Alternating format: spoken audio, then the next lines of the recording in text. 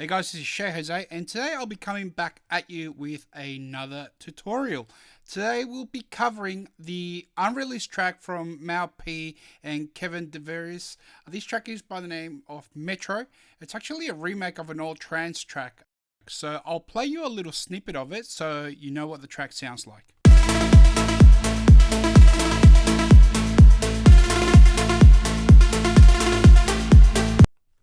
So this track is actually pretty simple. The main part of this track, or what actually gives it its very unique characteristic, is actually opening up or using the automation on the detune of the oscillators as the track progresses. This actually gives it quite a distinct characteristic of allowing the track to essentially sound like it's opening up over the course of every 8 bars. What we've done here is we've just got a basic 4 to the floor kick, nothing too special. I think it's just a PML sample that I use. Yep, in here. The bass, we've actually got 2 layers. We've got a sub layer and a mid bass layer. I've actually grouped the bass actually into a bus, just so I can use the kickstart there to sidechain it to the kick. In the sub layer, we're just basically doing a sub oscillator through Serum. Nothing too much there, with a saw wave and 2 octaves down there as well, to basically have that sub really hit down in the lower octave. So if we play this along, you'll be able to see it's actually hitting there around the 40-50 hertz range. It's actually quite stable, as you can see, because the sound is actually mono.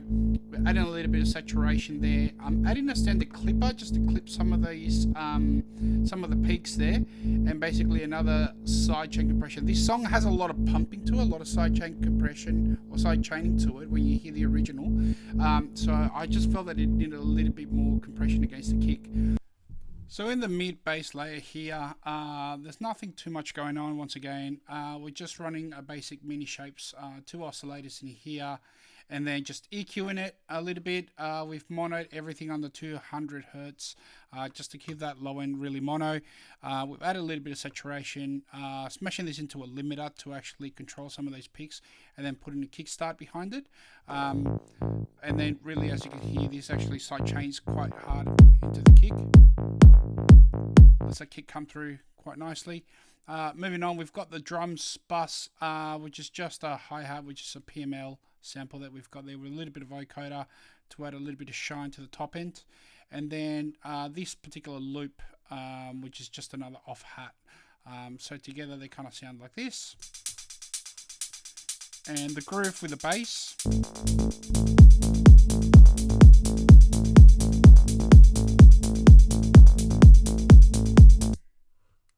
Now the leads, this is actually where the magic kind of happens. Now I split up the leads into 2 sections. We've got the main lead, which is this one here.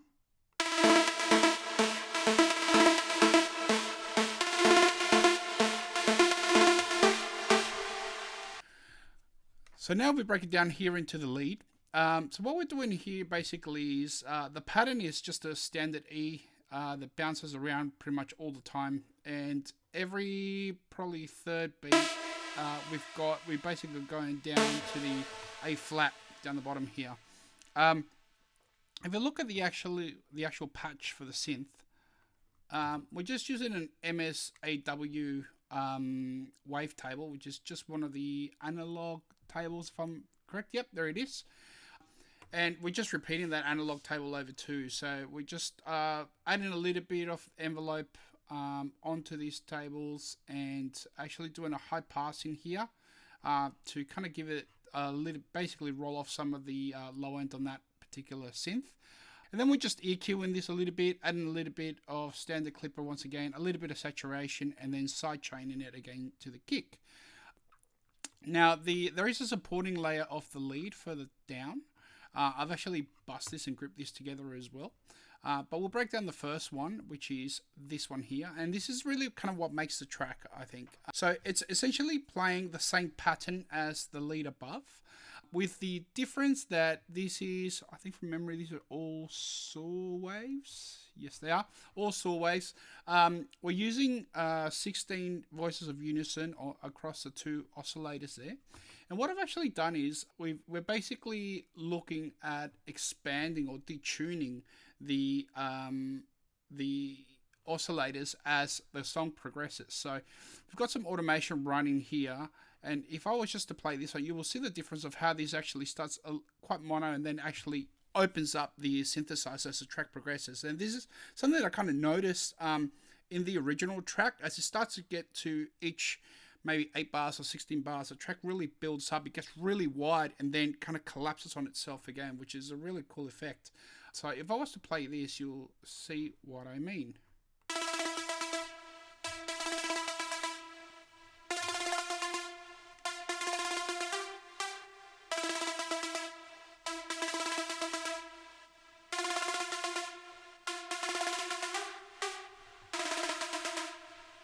And so that really gives a nice character to the synth as it starts to progress through the song. So that's the first layer. The second layer is very similar to the first. The only difference is we've just changed one of the oscillators to the D-saw triangle, which again is part of the analog wavetable. Very similar to this, we're just expanding the unison on each of the oscillators, and it's just opening up as the track progresses. So I'll let you hear what that sounds like.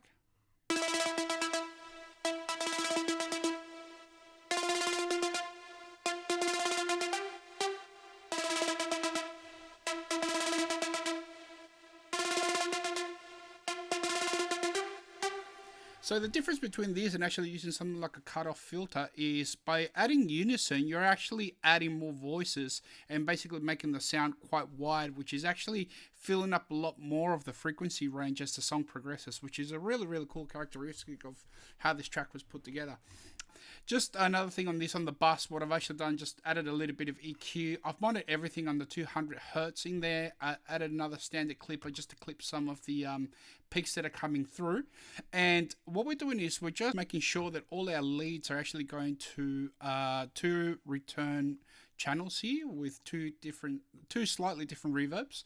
So the first reverb here is just a standard Springs, I think it's a convulsion reverb, with the Springs setting in there, and just EQ'd it a little bit. And I'm actually just side chaining this reverb to the kick. So that basically means every time the reverb kicks in, it ducks any of the reverb chain out of the kick as it comes through. So just to cleans it up a bit, because we're adding so much reverb, there's so many synths stacked together, you really kind of need to clean up the sound to make sure that the bass and the kick are coming through.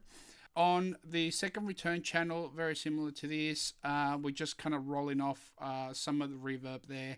It's 100% wet. I'm adding a clipper there to clip some of the reverb as well as it's coming through, because it was kind of bouncing all over the place.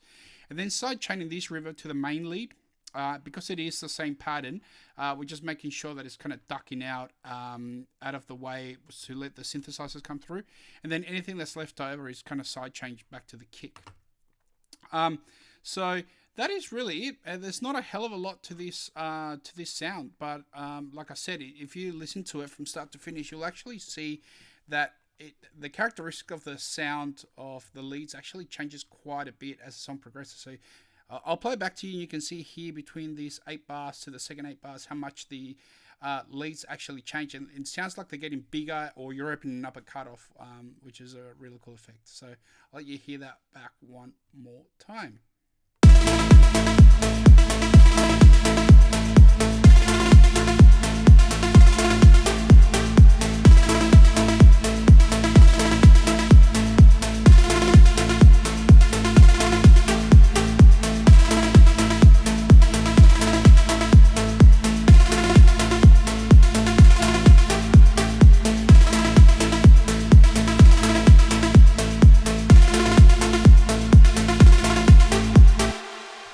So that's a very quick tutorial for you guys. Once again, if you're part of my Patreon program, the synth and the project actually will be available for you to download from my Patreon program. If you haven't done so already, you can check the link below.